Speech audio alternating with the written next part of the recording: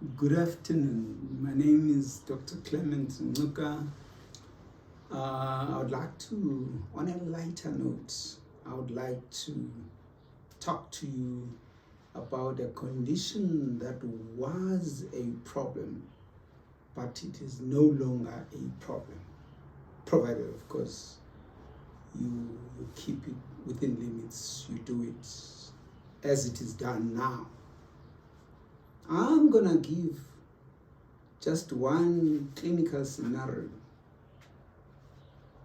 This patient of mine has been on treatment for 6 years, and we were using phenytoin or epinephrine to control the fits of this patient, to control the seizures of this patient, to control the convulsions of this patient. And we have succeeded in doing that. Use phenytoin, 300 milligrams at night, no problem. But this patient is HIV infected. This patient starts now the ART, or the antiretroviral therapy.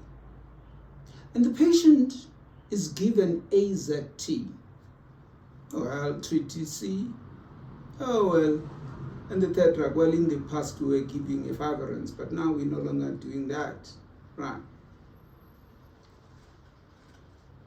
But we noticed that the patient who has been well controlled, the convulsions of the patient were well controlled, given phenytoin. Now suddenly the patient starts fitting. Again, I mean, this is something odd. What's the problem? And we're very clear, the problem is what we have just recently introduced. In other words, the ART. AZT happens to reduce the levels of, shall I say, it reduces the levels of this effective drug, phenytoin. And so, this then was a problem, because AZT was one of those good antiretroviral drugs. Of course, it's still one of those good antiretrovirals, just that for problems seen with AZT,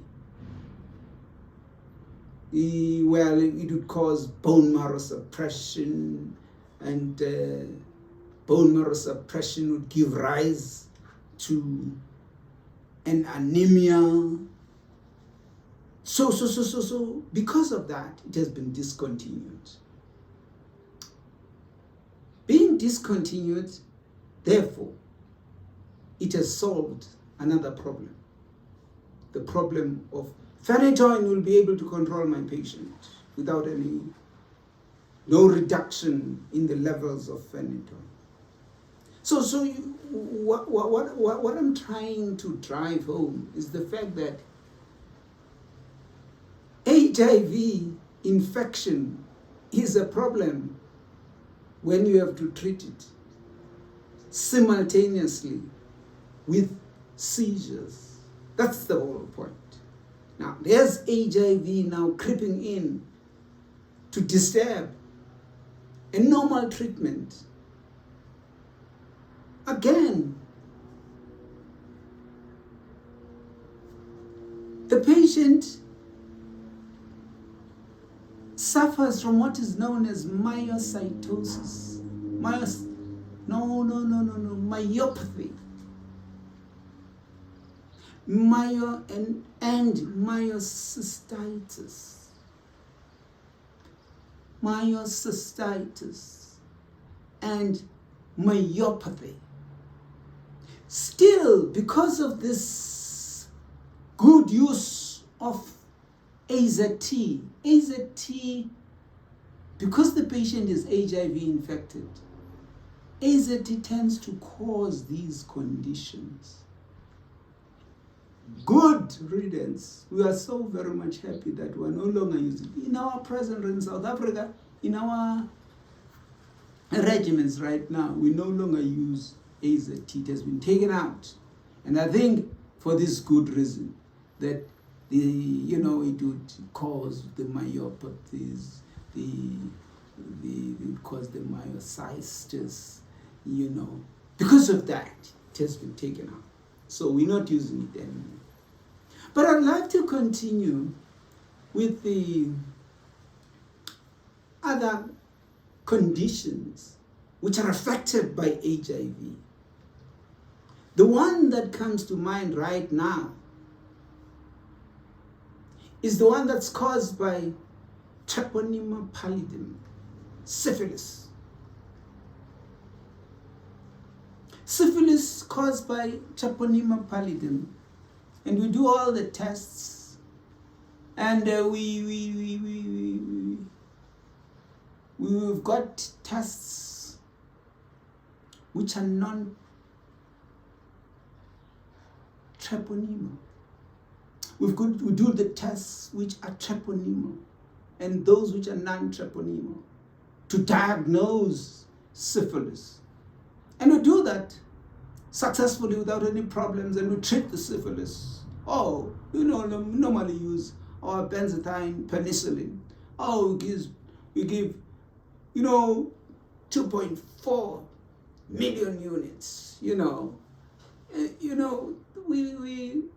we succeed in controlling our syphilis. But here's the patient. The patient is HIV infected. When the patient is HIV infected, something else happens now.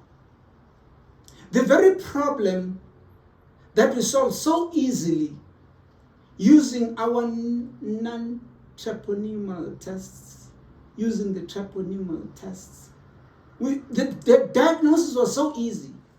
Now that there's syphilis, there's HIV, so to say, together with syphilis. This now becomes a problem. The diagnosis becomes a problem because HIV interferes with the actual diagnosis. Those treponemal tests we trusted so much, they become insensitive. In fact, it's good to say it, they become insensitive. In other words, when we try to diagnose, we can't diagnose now. It blunts the effect of the treponemal test or the non-treponemal test. It blunts the effect. So diagnosis becomes now a problem.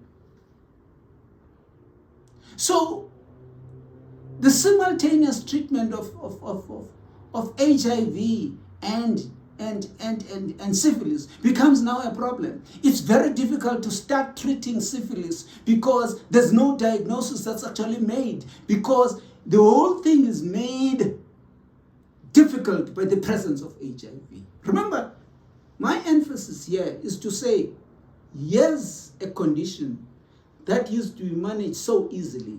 Now it's difficult to manage because of the presence of HIV. The diagnosis becomes a problem. And people have to understand that syphilis is actually divided into primary syphilis, secondary syphilis, and tertiary syphilis. We don't want to get to tertiary syphilis because already the patients are, the confusion has already started to set in and all that. It's a problem. So primary syphilis, secondary syphilis, once we have, I'm talking about normal syphilis, but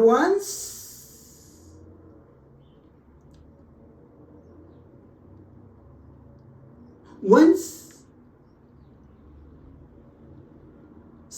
the treponemal pallidum, once it starts entering the CSF, the scenario changes now. We no longer call this just the ordinary syphilis. We call this a neurosyphilis. Now, there's something now that is done by HIV, which is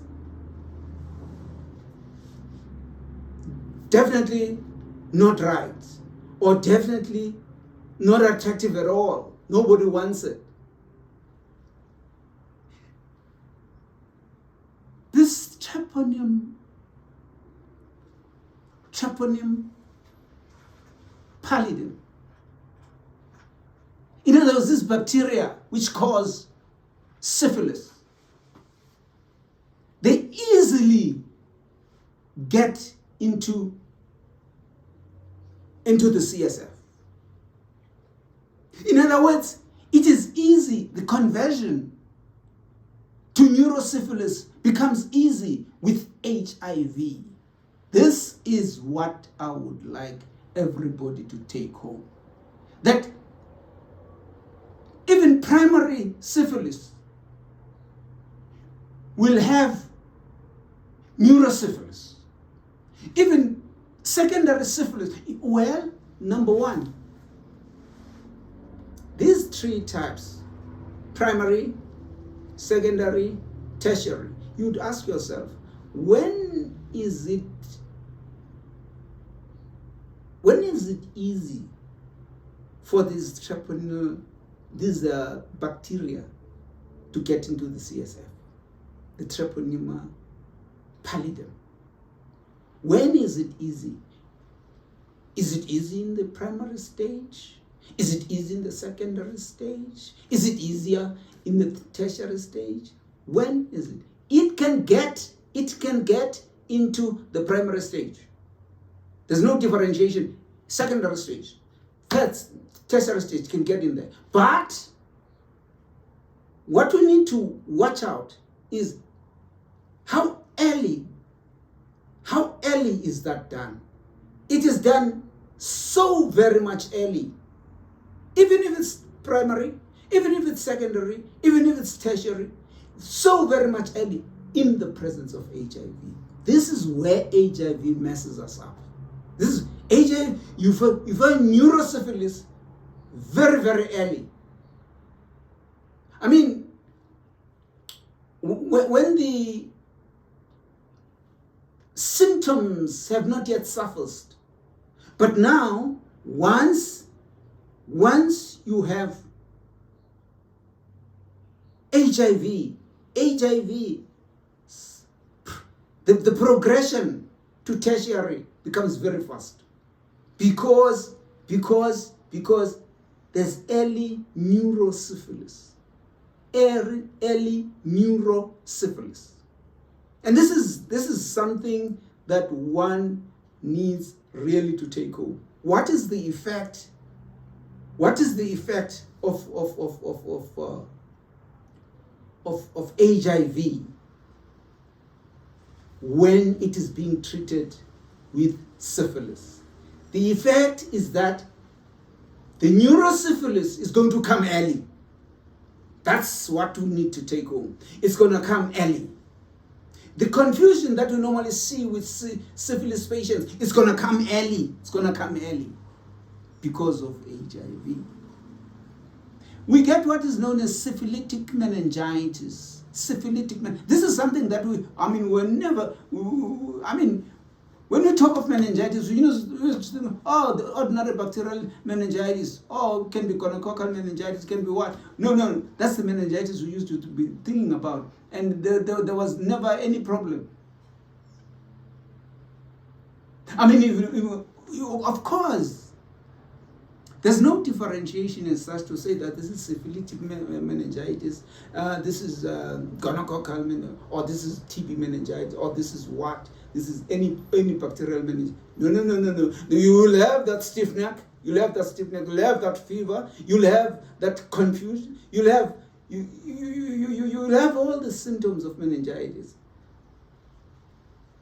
But what we're saying is that if there's HIV, everything comes early. And this is something that we really need to take home. There's something else.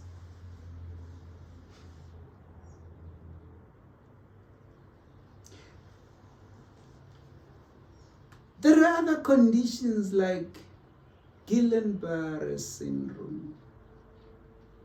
But when you compare it with these meningitis, maybe aseptic meningitis, we notice something. What do we notice? We notice that there's something called pleocytosis that you don't see in Guillain-Barré. But it will have all the other things, like, for instance, the elevation of proteins will be elevated in the CSF, even the elevation of proteins in your aseptic meningitis or something. Aseptic meningitis is the type of meningitis where you don't find any, you do your bacterial test, you don't find anything because it's actually a viral meningitis. Right. Oh, but you'll get your stiffness of the neck. You'll get your fever, you'll get your headache, severe headache, you'll get all those problems. But you are not going, you are not going to get pleocytosis with Guillain-Barré. Guillain-Barré, you're not going to get that. But that's how you diagnose and say that, okay, this one is my viral meningitis or something, or aseptic meningitis. These problems are some of the things that we would like to talk about, because really, we don't really talk about these, but we need to say something about it. That just to make sure that people understand. Pleocytosis can be a good thing. Pleocytosis is just the aggregation of cells in the CSF. You've got cells in the CSF. With the others, like for instance, Guillain-Barré, you don't get anything like that. You don't get any aggregation of cells. And when we say cells, I'm talking about the mononucleus cells. I'm talking about the natural killer cells. I'm talking about the lymphocytes and all that. You get cells, that's pleocytosis in the CSF. You find them there, right?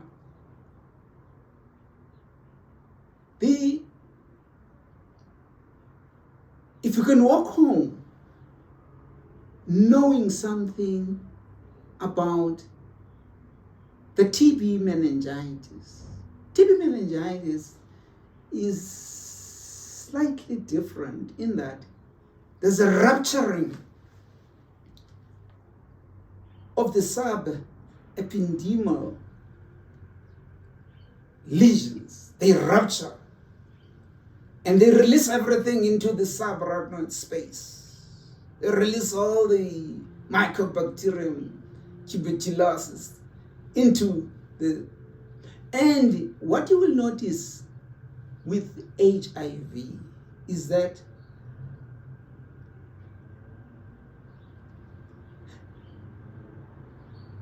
TB was a localized condition right in the lung. A localized condition right in the lung.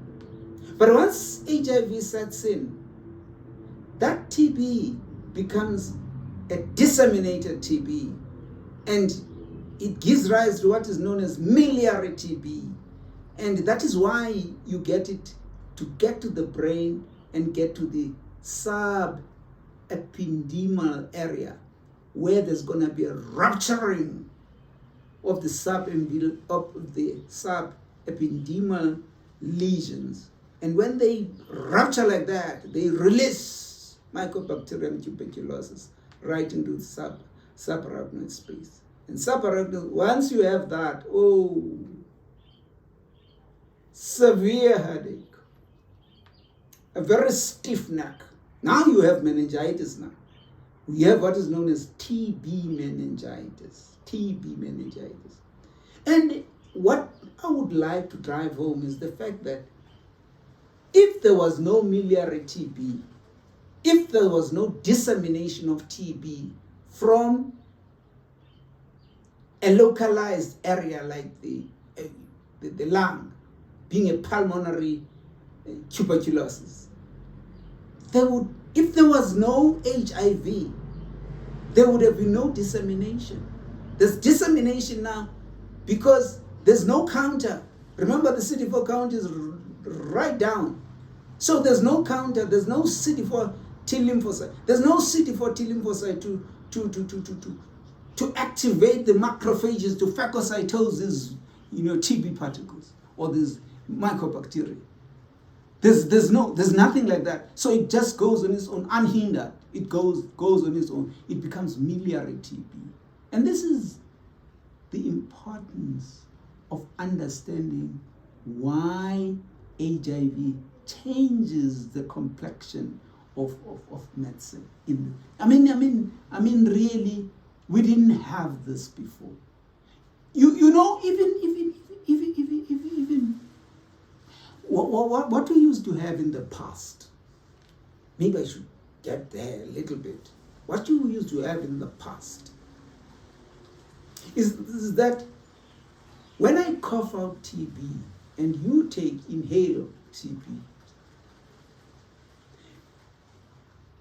you have what is known as an alveolar macrophage.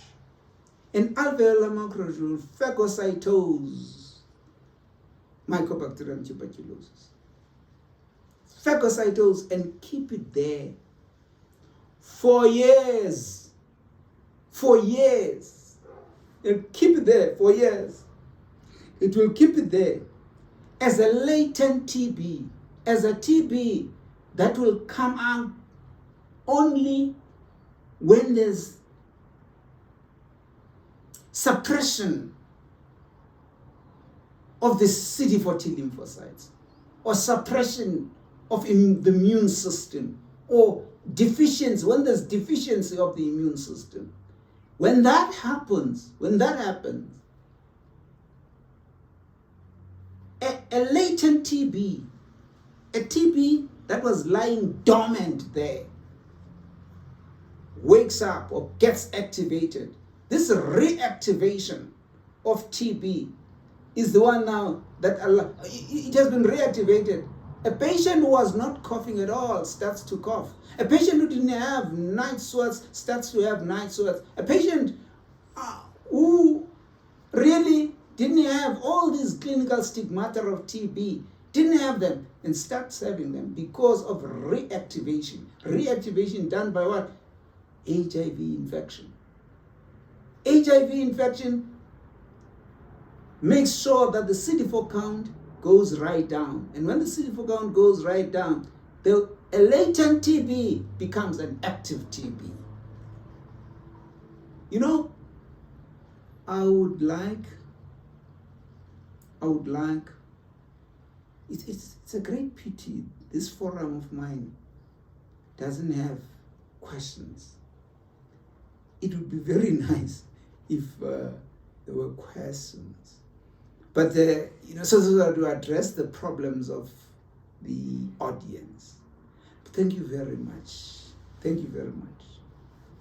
For each time, I will come with a new topic which sort of goes over some of the things that I feel maybe they should have been your questions, and I'll go over them slowly and sort of thoroughly.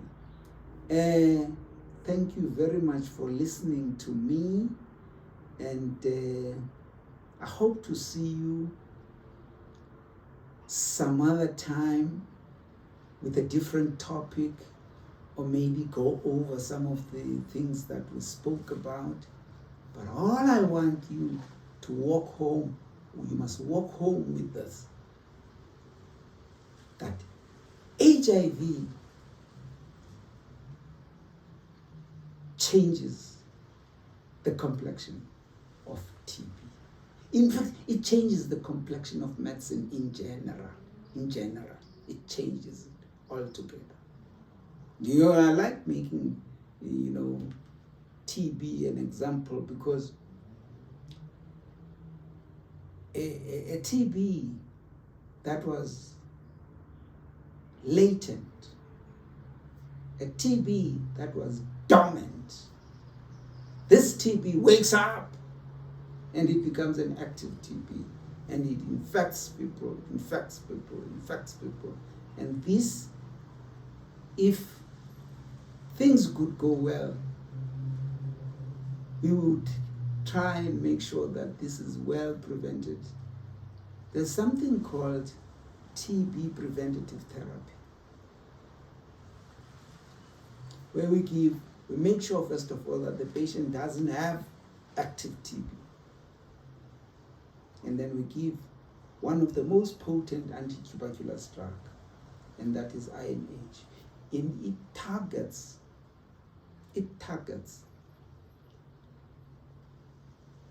the wall of the Mycobacterium tuberculosis. And there's this particular area in the wall, they call it meconium. Meconium, it goes through the INH, it bores through the meconium, and then makes sure that meconium, and then once it opens, it's actually opening the wall of the Mycobacterium tuberculosis. It opens it, and then that's when Mycobacterium dies, and because the meconium has been damaged by the INH. So that's how INH. We don't use rifampicin for that. We use INH in particular because it targets that. Well, these days we are smart. We are even doing. We're looking at the wall of the Mycobacterium tuberculosis. We use that or the meconium for to make sure that TB preventative therapy is a success by giving INH. But now there's something else that we look. That wall, we look at something called lipoarabinomannan. Lipoarabinomannan. And lipoarabinomannan, when the Mycobacterium tuberculosis is active, in other words, it's metabolically active, when it is actually working, it is the active TB that we're talking about, the one that infects and kills people. The lipoarabinomannan, it is deposited into urine, and we use that to diagnose TB. But this happens only when the CD4 count is low. Look at what lowers the CD4 count? The immunodeficiency is caused by HIV. Look at that. So this test they call it urine LAM test. LAM, lipo arabinomannan. That's your LAM test, arabinomannan. It dissolves in urine, and we pick it up in urine, and we say, "Whoa, this patient has got TB." I mean, look. In the past, we're depending on smear positive, and that's in the past. Oh, now we're looking at what? We're looking at urine as means of testing for TB. This is good, man. They call it LAM test, urine LAM test. That's what they do. But then the possibility of that is because of HIV. If HIV was not there, the this happens. You're able to do this when the CD4 count is low. What lowers the CD4 count is HIV. And then you're able to use your urine lamp test. I mean, if a patient is immunocompetent and is walking there, and then you say, give me your urine, and then you hope to get TB, you're not going to get TB because this patient is not immunocompromised. Patient has to be immunocompromised to be able to pick up, to use the urine lamp test. And this is good. It's good. This is good to know. This is good to know because, I mean, okay, this technology has got a lot of sophistication. This technology, we no longer worry about smear positive, smear negative. You know, smear positive, there's to be,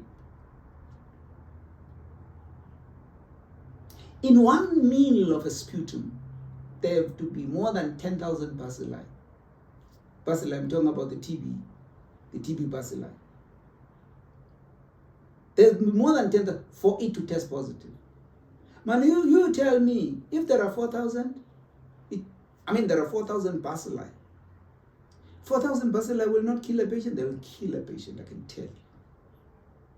But it's going to test negative. So we forget this test. It's a very insensitive test, very insensitive. Or in the past, we didn't have an alternative. We're using this, and we're also using culture, man. Culture. We're using culture. Oh, you culture the mycobacterium, and then if it grows, then we know that, oh yes. Actually, what you culture the sputum, which you hope is having Mycobacterium tuberculosis. You culture it, and then it grows. If it grows, but it takes something like 6 weeks and all that. So it's discouraging in the sense that if the patient is unwell right now and you would like to treat now, you can't do it. And though they say it's a gold standard, it's a gold standard because you're sure that if there is TB, you'll pick it up. If there is TB, but after 6 weeks, that's bad news. Now we've got molecular tests. Oh, this is the sophistication of these technology. We've got molecular tests. They call that the nucleic acid amplification test. Nucleic acid amplification test. They call it gene expert. In the past we were using LPA, line probe assay. Line probe assay has gone out of fashion now. That one would target two things. Would target rifampicin and actually it would look for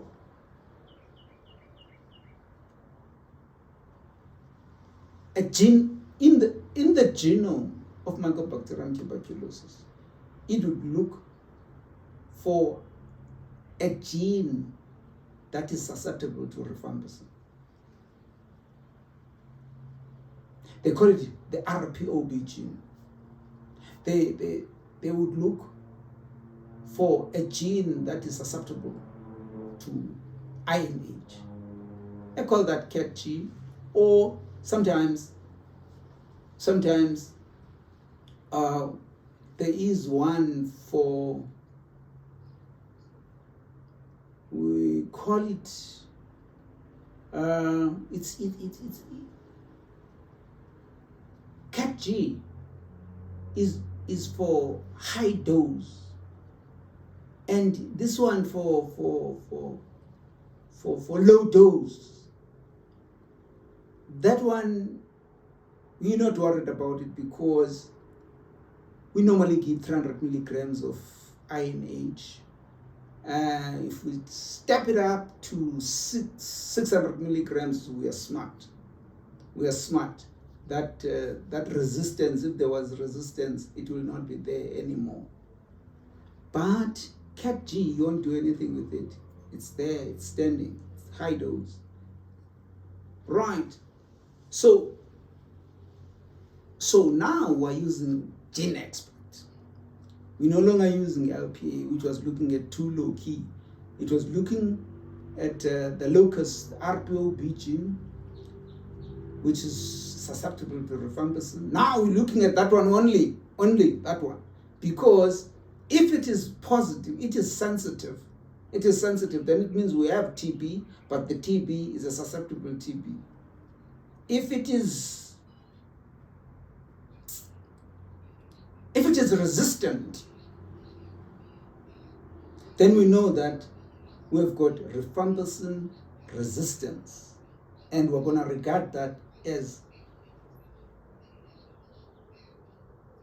MDR, multi-drug resistant TB. In the past, we had to see that rifampicin is being resisted, and also INH is being resisted, and then that's when we will go, no. We go straight for rifampicin. If rifampicin is being resisted, we're going to call this drug-resistant TB. If rifampicin is not resisted, in other words, it is susceptible to rifampicin, then we are going to treat that as a TB, as an ordinary TB, susceptibility, and we would use our RIFA-4.